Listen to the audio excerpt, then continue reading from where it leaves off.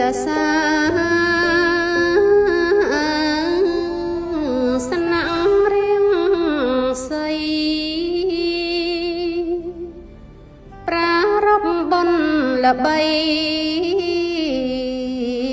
វិសាខបូជាក្រុងប្រាស្នូរដ្ឋកាលីហ្វ័រញ៉ារួមសហការពសសខបនធ្វើ3ថ្ងៃដោយពិធីធំសន្តិបាតសង្ជុំជំនុំបបសូត្រត្រៃ3ដងមរតកពុទ្ធសធជាសទ្ធមល្អ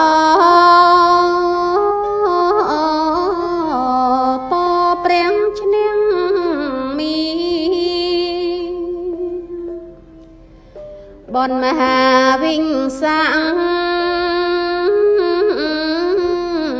ដាក់ថ្ងៃចុងក្រោយប្រារព្ធឡើងដោយព្រះសង្ឃកម្ពុជានៅសាងរដ្ឋប្រារព្ធជុំគ្នាធ្វើបុណ្យបូជាវិង្សាំបរមីពសសខ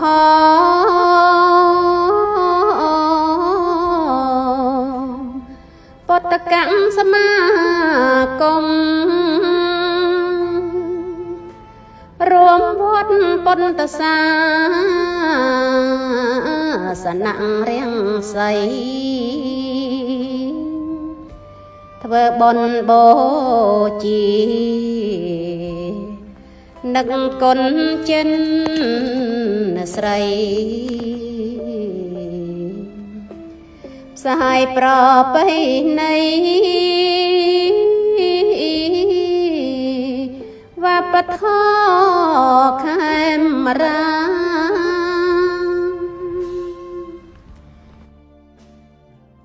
នៅ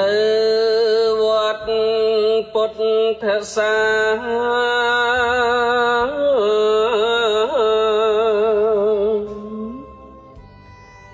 សនៈរៀងសី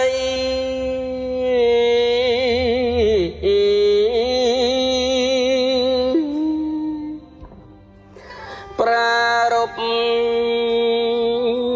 បុណ្យល្បី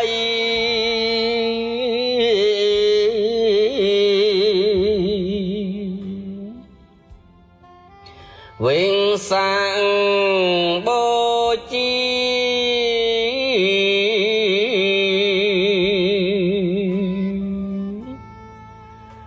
ក្រុងព្រះស្នូរដ្ឋ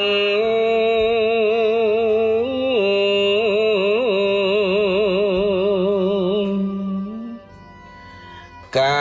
លីហ្វ័រញ៉ា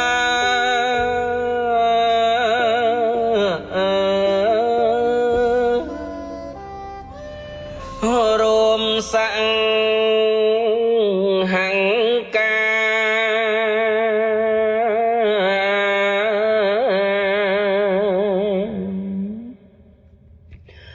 ពសសខ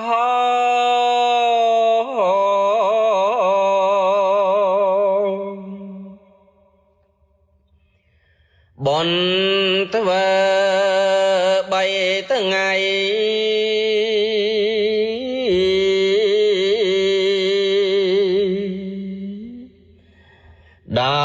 ពេញទេធំ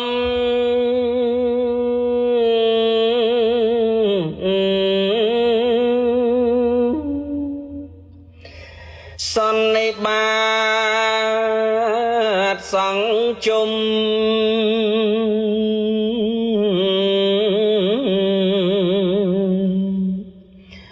ជំនុំបវរ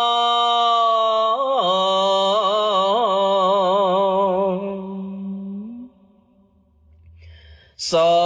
ត្រត្រៃបៃដក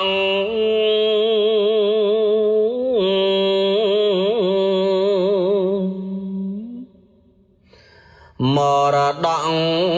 ពុទ្ធធម៌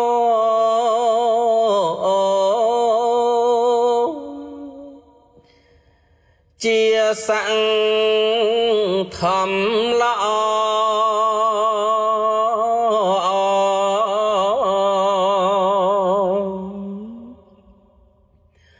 ពព្រះឈ្នះមេ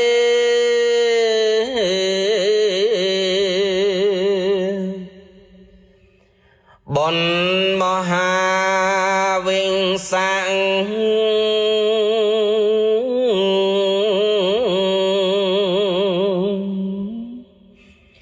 ជាថ្ងៃចុងក្រោយ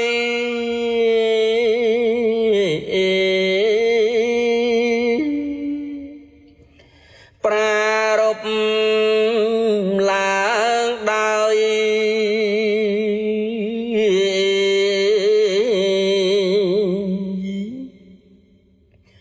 ព្រះសង្ឃកម្ពុជា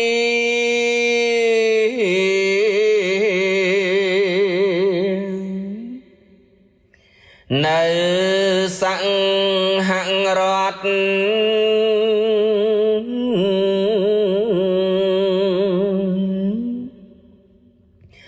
ប្រាកដជុំគ្នា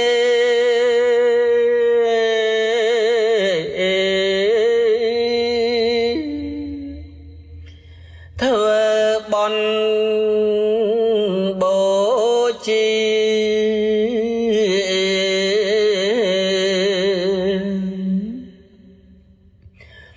វិង្សាបុរមី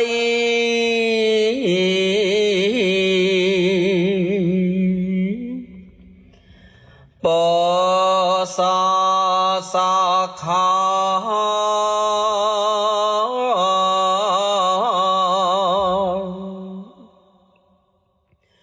ពុទ្ធិក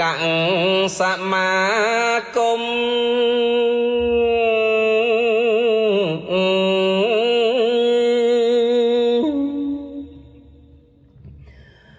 រួមផ្សំពុទ្ធសា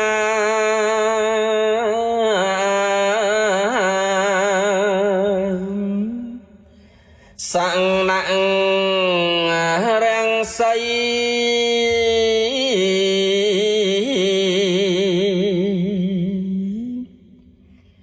ធ្វើ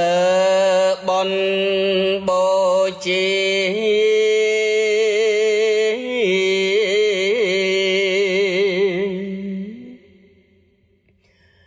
នឹកគុណចិនស្រី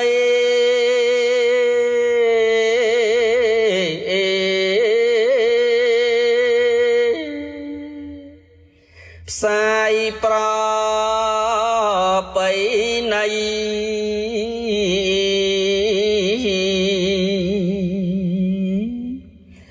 វប្បធម៌ខេមរា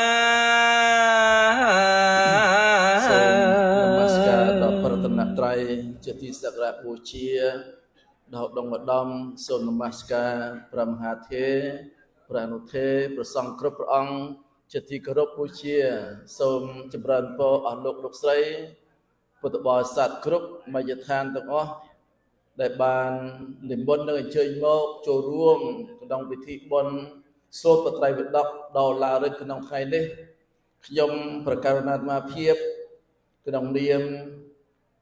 ពុទ្ធិកាសមាគមព្រះសង្ឃខ្មែរសហរដ្ឋអាមេរិកក៏ដូចជាក្នុងនាមនៃវត្តពុទ្ធសាសនារង្សីទីក្រុង Fresno នៃរដ្ឋ California គឺសូមសម្ដែងនៅសេចក្តីកោតសរសើរនឹងការអបអរសាទរនិងសូមបណ្ដោះត្រេកអររីករាយជ្រះថ្លាយ៉ាងខ្លាំងក្រៃលែងដល់សមានចិត្តដ៏ល្អក្រៃលែងដែលព្រះជាគុណព្រះសង្ឃគ្រប់ព្រះអង្គដែលបាននិមន្តមកពីរដ្ឋនានាពីវត្តនានាចូលកាន់ទីកន្លែងវត្តពុទ្ធសាសនារង្សីនេះបានប្រជុំរួមគ្នាក្នុងឧបដ្ឋានសាលានេះហើយក៏សូមសម្ដែងនៅការកោតសរសើរនិងការលះបង់នៃព្រះជាគុណព្រះមហាថេរានុថេរៈគ្រប់ព្រះអង្គដែលនិមន្តមកពីព្រះជាណាចក្រកម្ពុជាពីកម្ពុជាក្រមហើយជាពិសេសទៀតព្រះសង្ឃបរទេសអន្តរជាតិដែលបានរួមគ្នាក្នុងនាមការសូត្រត្រៃវិដកពិតជាយើងបានសូត្រ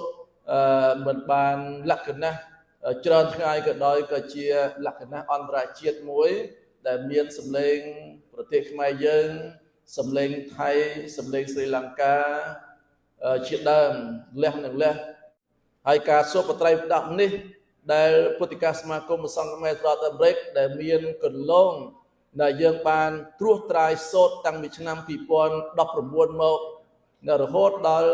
យើងបានចូលរួមសូត្របិដកអន្តរជាតិនៅពុទ្ធគយានៃប្រទេសឥណ្ឌានៅរយៈកាល2023-24កន្លងហើយនេះនៅជារៀងរាល់ឆ្នាំហើយក្រមប្រឹក្សាសួរបដិដកកម្ពុជាយើងនៅតែបន្តព្រោះតែយើងជាសមាជិកអចិន្ត្រៃយ៍នៃការសួរបដិដកអន្តរជាតិហ្នឹងគឺត្រូវតែបន្តចូលរួមសូត្រជារៀងរាល់ឆ្នាំនេះទោះជាយើងមិនបានធ្វើជាម្ចាស់ផ្ទះក៏ដោយខ្ញុំប្រកាសណាមានសេចក្តីត្រេកអររីករាយជ្រះថ្លាដល់ព្រះជាគុណព្រះចៅតិកាវត្តដែលម្ចាស់សៃគុណថនដែលជាចៅតិកាវត្តពុទ្ធសាសនារង្សីដែលជាអនុប្រធាននៃសាខាគណៈកម្មការពុទ្ធបរិស័ទញាតិញោមពុទ្ធបរិស័ទគ្រប់មជ្ឈដ្ឋានទាំងអស់ដែលបានលះបង់ពេលវេលាដ៏មានតម្លៃបានបរិច្ចាគថវិកាព្រោះតាំងកម្លាំងកាយកម្លាំងចិត្តរៀបចំចង្ហាន់បិណ្ឌបាតសេនាសនៈយានជំនិះសម្រាប់ទទួលស្វាគមន៍ព្រះសង្ឃនិងពុទ្ធបរិស័ទពីគ្រប់មជ្ឈដ្ឋានបាននេះតែបង្ហាញថាញាតិញោមពុទ្ធបរិស័ទវត្តពុទ្ធសាសនារង្សីនោះគឺជាគំរូដែលដ៏ល្អប្រសើរយ៉ាងខ្លាំងក្រៃលែងណាយ៉ាងខ្លាំងក្រៃលែងគណៈហើយប្រសង់ទាំងក្នុងវត្តប្រសង់ទាំងក្នុងតំបន់ផ្សេងហើយមកពីសាខានានាដែលមកពីកម្ពុជាក្រមពេលថាបានស្ម័គ្រចិត្តពេលវេលាដើម្បីរួមប្រស្រ័យដូចជាព្រះគុណគង់ទឹកដែលបានកោតសរសើរយើងកោតសរសើរការតបតែងរៀបចំអក្សររចនាផ្កាភ្ញីគ្រឿងសក្ការៈគ្រប់សពទាំងក្នុងសាលាទាំងក្រៅសាលានេះ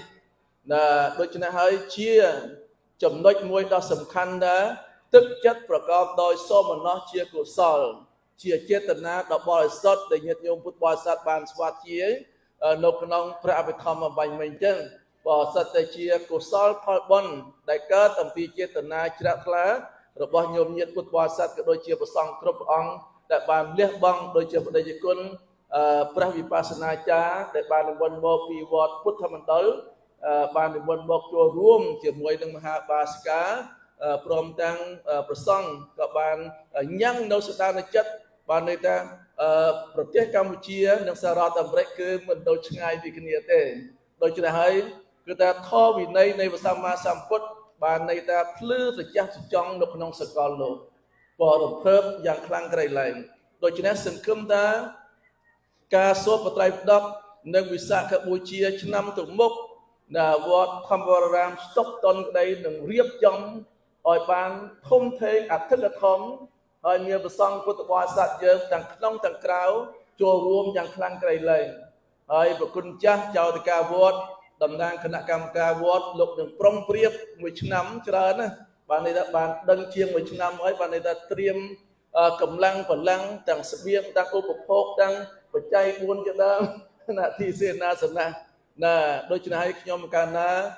សូមថ្លែងនូវសេចក្តីអំណរអគុណដល់ព្រះជាគុណញាតិញោមពុទ្ធបរិស័ទដែលបានលះបង់ពេលវេលាចូលរួមក្នុងការសូត្របត្រៃវិដកក្នុងឱកាសនេះហើយក៏សូមកោតសរសើរដល់ព្រះករុណាគ្រប់អង្គដែលក្រុមការងារយើងលះបង់ពេលវេលា ដោយឆន្ទៈដ៏មុតស្រួចប្រកបដោយវិរិយភាពហើយជាពិសេសទៀតបដិជគុណលោកគ្រូសាស្ត្រាចារ្យបាលិកោសលសែមជុនរីដែលមានសម្លេងក្រអៅសម្លេងដ៏ច្បាស់ដែលគួរឲ្យកត់សរសើរយ៉ាងខ្លាំងក្រៃលែងដូច្នេះហើយគាត់បាននេះទៅមិនត្រឹមតែប្រសងកត់សរសើរទេញាតិញោមពុទ្ធបរិស័ទនៅទីណាក៏ដោយមិនស្គាល់គុណម្ចាស់សែមជុនរីក៏ដោយប៉ុន្តែមានអនុស្សាវរីយ៍មួយបានលឺសំឡេងកងរំពងសូត្របត្រៃបដកជារៀងរាល់ឆ្នាំនៅទឹកដីសហរដ្ឋអាមេរិកនិងនៅពុទ្ធគយាហើយពេលខាងមុខទៀតនឹងមានការសូត្របត្រៃបដកនៅប្រទេសកម្ពុជាដែលរាជរដ្ឋាភិបាលបានចេញក្រឹត្យឬក៏ចេញសេចក្តីប្រកាសដើម្បីសូត្របត្រៃបដកនៅក្នុងពេលខាងមុខដែរហើយប្រជាជនបាលិកោវិតដិតវិរៈសិតតែបណ្ឌិតបាលីសំស្ក្រឹតណាបានចូលរួមដើម្បីរំលែកការបញ្យលបង្ហាញនៅបាលីសំស្ក្រឹតពីម្សិលមិញឃើញថាមានភាពច្បាស់លាស់យ៉ាងខ្លាំងក្រៃលែងធ្វើឲ្យប្រសង់យើងបានដឹងបានយល់អំពីស្ថានភាពនិងដំណើរការវិវត្តនៃបាលីសំស្ក្រឹតហើយនិងពុទ្ធសាសនាដូច្នេះខ្ញុំកណាសូមប្រកាសក្នុងឱកាសក្នុងវរឱកាសដ៏ប្រសើរនេះសូមបិទនៅកម្មវិធីសូត្របត្រៃបដកនៅពេលសាយន្តសម័យនេះដោយសេចក្តីជ្រះថ្លានិងដោយការគោរពកត់ក្រែងក្នុងពុទ្ធវចនៈនៃព្រះសម្មាសម្ពុទ្ធជាម្ចាស់ហើយយើងនឹងខំប្រឹងប្រែងរៀបចំចងក្រងសៀវភៅប្រត្រៃបដកព្រះវិន័យប្រសូតប្រាវិធម្មសង្ខេបដើម្បីសូត្រជារៀងរាល់ឆ្នាំទៅក្នុងអនាគតកាលទៀត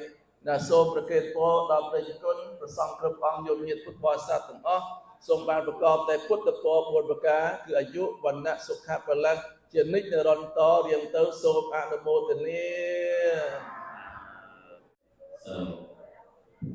as we come to the closing remark for the international Ijivika chanting ceremony has been conducted for the whole day, we would like to express sincere thanks on behalf of all honorable Cambodian monks in the United States of America and from around the world. We extend our heartfelt appreciation and gratitude, especially to all honorable Mahasangha representing different countries who have come and participated, though we may have recited within just a very short time, but it signifies the unity among the Sangha, no matter where we are from in the world. But here we are one Sangha united to recite the Buddha's teaching, and we hope that in the future to come, we will organize the same event again and again, where we will bring all the Roma Sangha to join and to further development, because of reciting the Buddha's teaching will benefit to one and all, especially in order to develop more mindfulness and the spiritual practice on the Buddha's teaching. And next year, we also would like to announce that Mahavisakha Puja and Dipika chanting will be conducted in Cambodian Temple in Stockton, California. So we hope everybody, all the monks, will be giving a big support to organize together again, come together again to congratulate and get the hand in helping each other for more development. On behalf of the Cambodian Monk Buddhist Society in USA, along with the Wat Buddha Sasana Society in Fresno, we would like to wish you all the best of luck with the blessings of the Buddha, longevity, prosperity, good health, and happiness be upon all of you. Namo Buddhaya, Namo. នៅវត្តពុទ្ធសាសនារាំងសី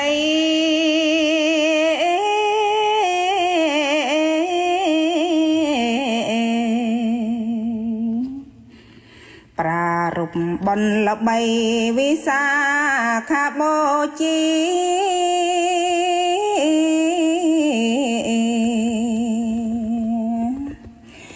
ក្រុងប្រេង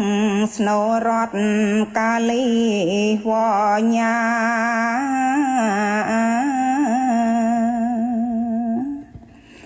រួមសាង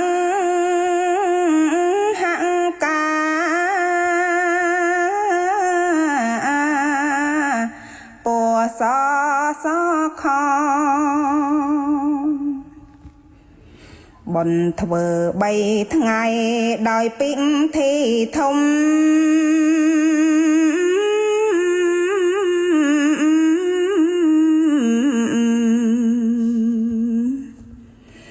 សន្និបាតសង់ជំនុំបវរ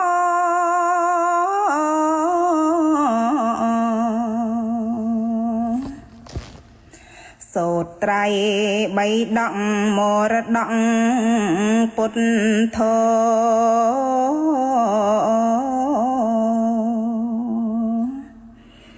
ជាសត្វធម្មល្អពួរព្រះឈ្នះមីបនមហាវិសាខជាថ្ងៃចុងក្រោ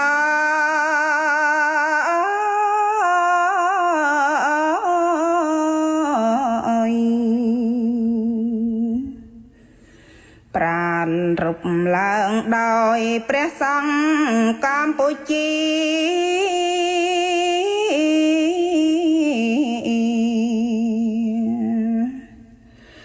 នៅសង្ហរដ្ឋប្រកាសជុំគ្នា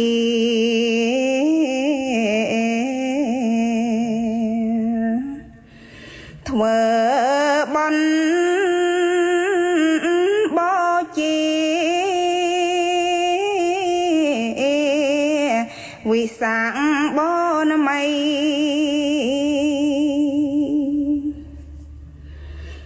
ពោសសខពុទ្ធិសមាគម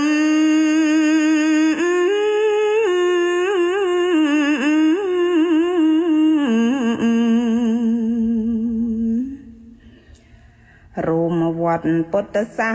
សនារាំងសី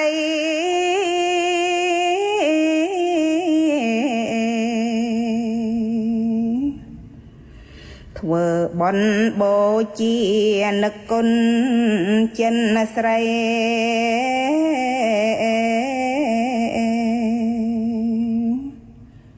ផ្សាយប្រពៃណីវប្បធម៌ខេមរា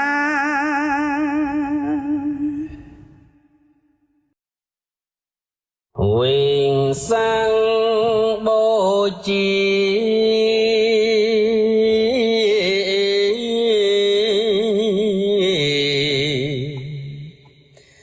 អ្នកមានសត្វទហី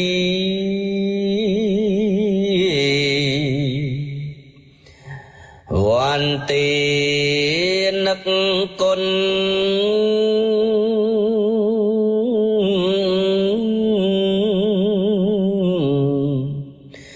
ដោយអមិង្សៈបញ្ជាក់ចិត្តបុណ្យធម្មាលើលន់បូជាថ្លាថ្លៃ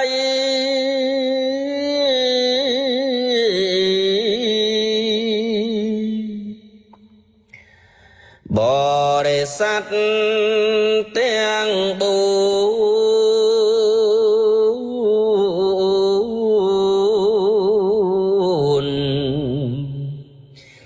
ចងចាំជាប់ជួនថ្ងៃពេញបរមី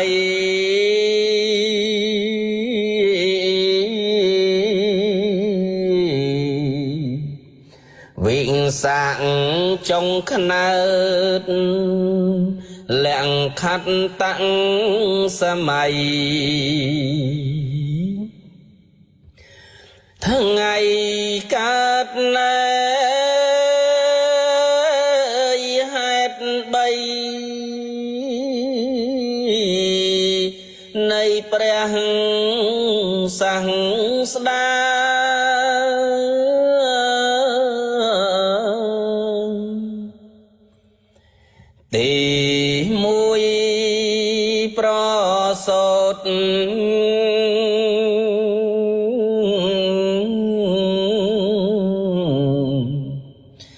ព្រះបាទ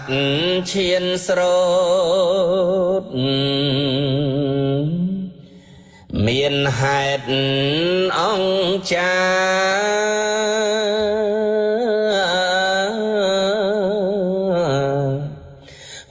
7ជំហានទ្រង់លើកហាត់តាប្រកាសឡើងថាចេស្តាក្នុងលោក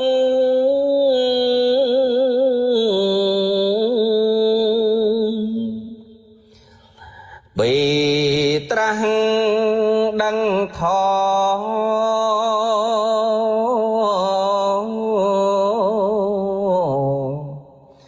សេចក្តីពិតល្អ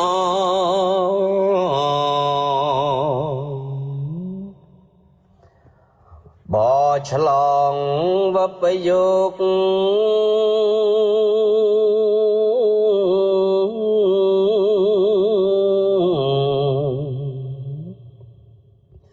សាច់ចាក់ខ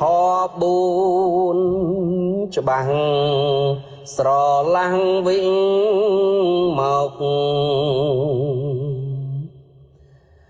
រួចផុតណែទុកសោក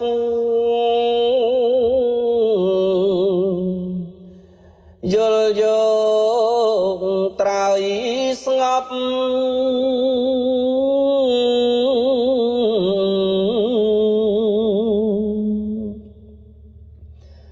បីបរិងនិព្វា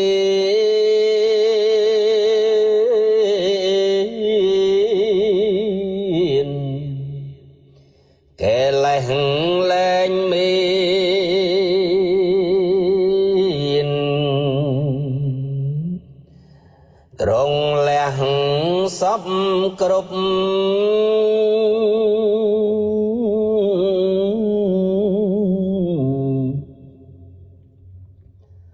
តែត្រង់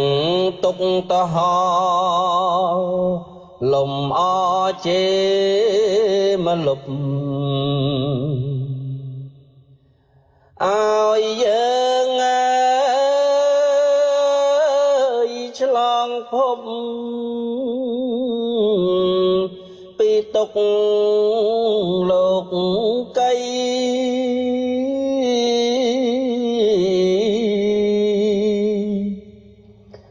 ប្រតិកាបីនេះ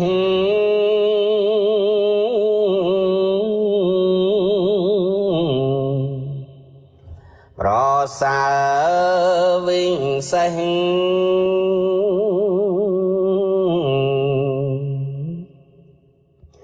វិញសាង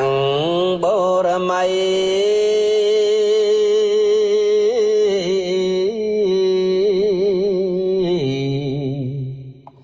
ប្រសោតត្រាស់ដឹងនឹងថ្ងៃចិនស្រីលេ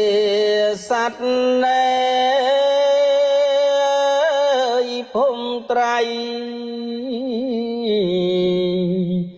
ចូលបរិ